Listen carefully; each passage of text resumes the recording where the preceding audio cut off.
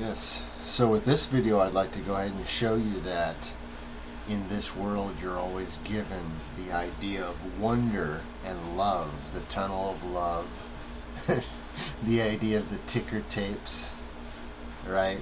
The flags, the concern, the wanting to know what's in there. All right. You see that there's the rest out there you can still do, but then what's in there, right? So then you look inside there, and then that is where then the eye, the apple of the eye, becomes the deception, the fallen light, right? So what I wanted to do is then look back and look at the idea of the Sphinx, that hoax, joke, over time, and I'm going to use the dates given. This is 1572 right here. And that is how the Sphinx is represented as a head on a platter idea. All right, and then plateaus, and not much else. Right.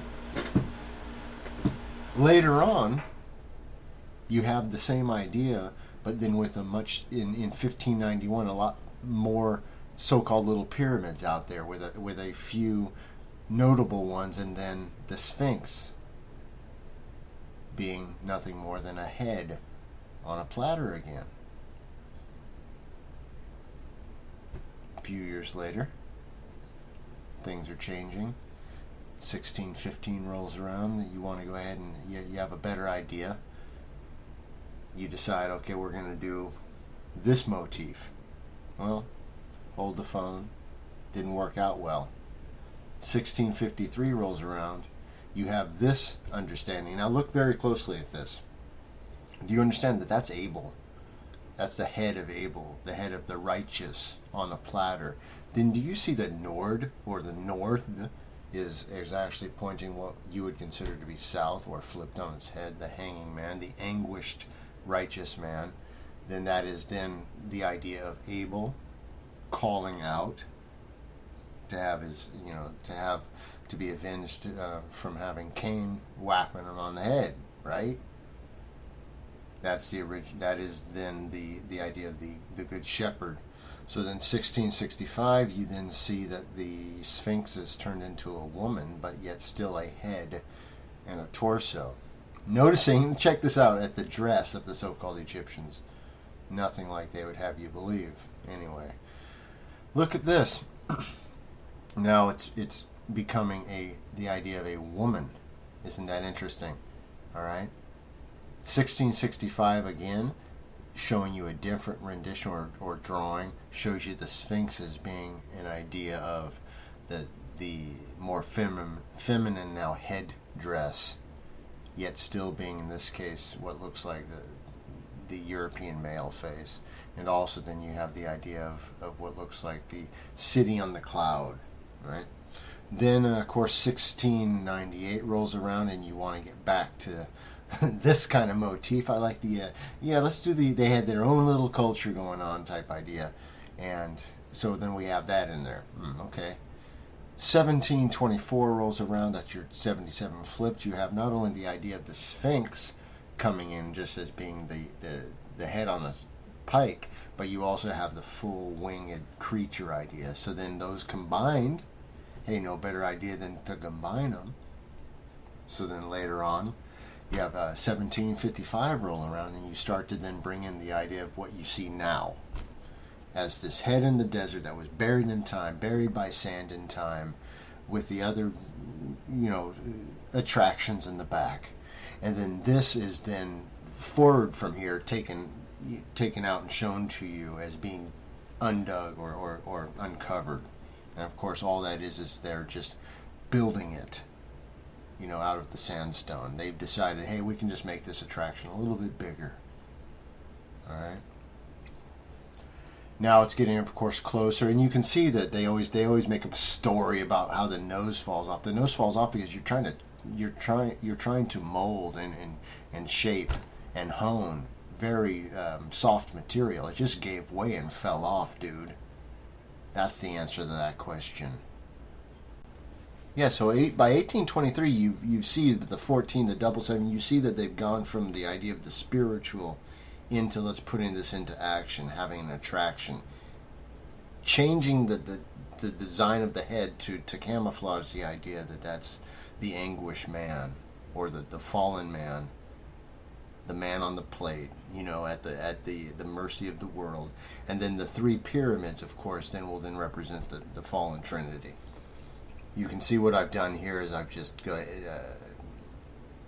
aligned up two different angles of the same shot to show you just the depth, that it was just nothing more than dug out of sandstone and created into what appears to your eye as being the shape of a cat. And they just kept adding to it as they uncovered it. That was the construction of it. Do you see what I'm saying? They constructed it as they went. You can see that. And in fact, I'm going to go ahead and twist the angle of this camera from some other pictures I found so that you can see it blends perfectly into the background. If you were standing there and you lopped the head off, you wouldn't even notice it. You would say that's just part of the hill. It's very hard to see because it is in fact part of the hill. It always has been, and it's, man, such a trick.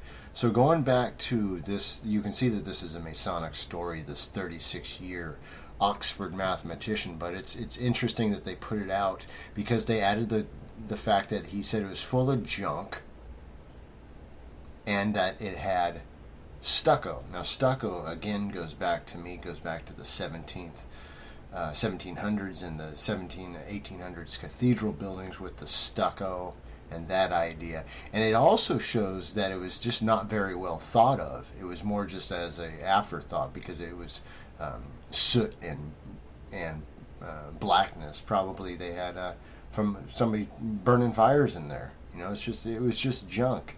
It's not some revered treasure. All right. So this is then what you see if you're a modern day person walking up to the carnival attraction. You're passing the lion, right? The light is turned on as you go up to the top. As you quite literally have to huff your way up to get lied to. You know what I'm saying?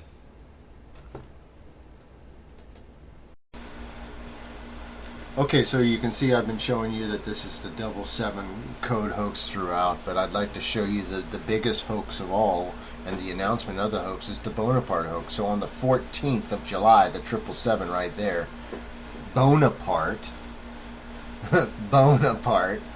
all right, left Cairo for the pyramids, which are oblong cubes, being that they're six-sided. You can stand flat on top. Therefore, that is a representation of the cube, or the 68. Anyways, moving forward, he intended to stay 3 to 4 days, which is again your 7. Of course, he could not go because he had to go off to his hoax war. But then, of course, the other reason that he couldn't go inside, and he never went inside, was because they didn't exist yet. They were building them. That's the inside joke. Get it? So that would have been in the 1700s, like I was saying, that this construction would have been happening. All right. So I'd like to move forward and then just show you some more just perspective shots. Show you that even those smaller little kind of stair step things are not that, they're just small little things. They could have also been built by these cats for all I know. It doesn't matter.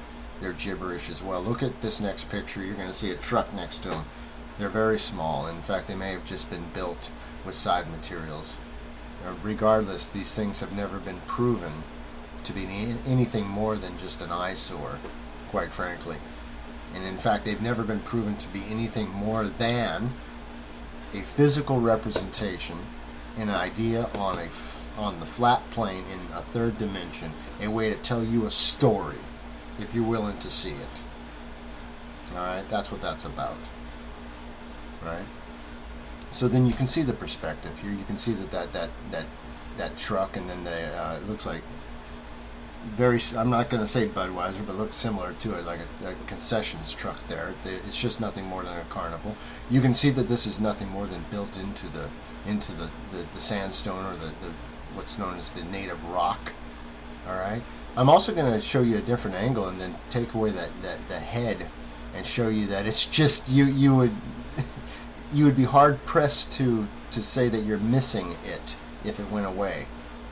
All right, and all I'm going to do is just remove the head part, and you're going to see that it's just nothing more than built into the landscape, giving the human animal, and I'm only saying the human animal because that's how these people act. They act like they're brainless. They act like they have no. You act like you don't have to know what's real. You act as if you get to walk through life and you get to not know what's real, and somebody else is going to do it for you. And this nonsense goes on and on and on. Now I'm going to go ahead and remove the head. Big deal. Alright? I'm just trying not to get overworked here. I'm just saying, man.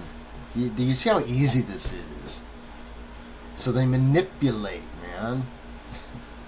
They manipulate people into believing these mythological stories. Alright? They give you nothing but despair. Alright? Give you nothing but despair.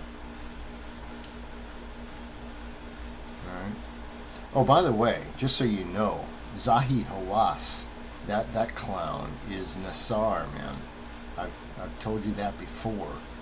He's the same character. He played Nassar before he played Zahi Hawass. It's always in the family. It's always kept close. This, again, you can tell is just the manufactured head stuck on top of an outcrop of natural stone, and then they decided, hey, you know what? We can expand this thing in the future. And the problem is they got a little bit too big for their britches, because if you look at what they did with the final product, it's too big. The head the head doesn't fit. So my assumption, and this is purely an assumption, is that they messed up a couple times so that the head was getting a little bit too small, and they're like, dude, you gotta really get it right this time. And then the nose fell off, and he's like, all right, just stop. That's it. We're staying with that. That's what we're going with. You know, bring in the tourists, let them in the gate, because it's not getting any better than this. Yeah, hey there. Hey, Papa, how you doing? Yeah, why don't we dig it down and sculpt a cat out of it? Oh, maybe make a sphinx out of it and make people think that it's a big cat? Yeah, why don't we do that? We can charge twice as much. Hey, there you go. Why don't we just do that? Why don't we just go ahead and build a cat as we go out of it? And just like it's a big cat box. Yeah. Oh, here's some native folks looking at it from the same exact angle. Do you see the problem there? It's all on the same plane, so I brought these guys on top to the plane for you so you can see that. They just dug into the earth and created a monster out of the natural sandstone. Yeah, Dave, that's what happened. Well, thanks, Polly. I mean, you see that, right? Yeah. Well, that's why they missed it the first time. They were looking in the wrong direction, man. It's to the left, guys. Yeah, guys, so anyways, thanks for the show. Hey, Papa, thanks for showing up. What's going on? Well, yeah, I was just getting about to do a rips. Okay, I'll join you. Cheers. Yeah, cheers, Dave.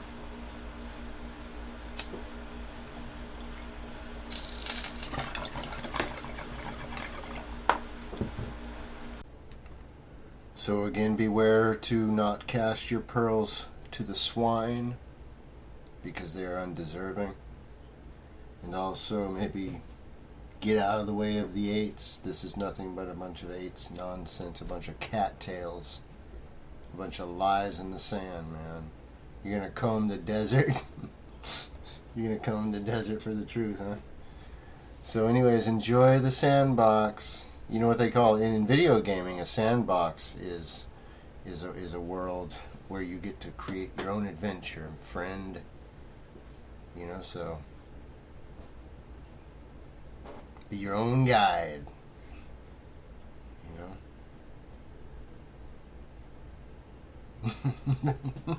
like big old Twinkie legs. I mean, give me a break now. Look like big old Twinkie legs.